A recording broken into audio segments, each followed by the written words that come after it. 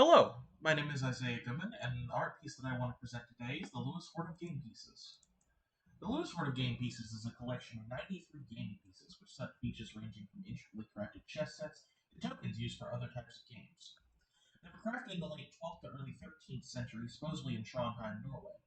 They were made by various different artists and created from both walrus ivory and sperm whale teeth, both luxury items during the time, which show a sort of regality to the sets and the pieces who own them. Before I talk about the chess set, I first want to have a brief discussion about the importance of chess and other such strategy games. Now, chess and strategy games have held importance in different cultures for a very long time, and the origins of chess find their home in India in the 7th century. Over time, the game is used to test people's skills in strategy in warlike scenarios, because you need to have a quick wit and a tactical mind to beat a game of chess. Deciding on what pieces to take and what sacrifices are necessary is a skill transferable to the battlefield. In addition, many cultures like the Hiberno Norse around the Isle of Lewis area saw the playing of games as a mark of a great man. So, while chess was one of the major games that the pieces were used for, two other games could have been played with the loose chess pieces. Similar to chess, the game Nefertoften was played. It is set up that every piece moves like a rook, and your goal is to make your king reach one of the corner spots.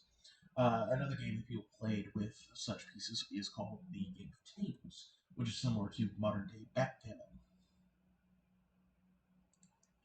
Now, something interesting about the chess set is the speculation about its arrival to the Isle of Lewis. As I mentioned before, the sets were supposedly crafted in Trondheim, Norway. Historians have figured this out due to three major reasons. One is that Trondheim was a popular place whenever it came to walrus ivory carvings. Another reason is a fragment of a queen piece of similar style was found in a Trondheim church. And finally, the intricate carvings in the back of the thrones, as you can see right here, uh, resemble similar carvings found in medieval Norwegian churches. Well, if they weren't originally from the Isle of Lewis, how did they end up there? The running theory is that they were the stock of a merchant who decided to bury his game pieces here and just simply didn't have the time to go back and get them, either dying or forgetting them. Now, while Lewis' game piece doesn't seem to have the most knowledge about its past, it does seem to have a very interesting modern history. Ever since its discovery, the chess set has been around the world, starring in over 20 exhibits.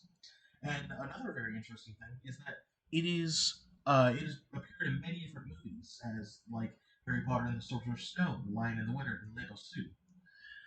Nowadays, the chess set resides in both the British Museum and the National Museum of Scotland.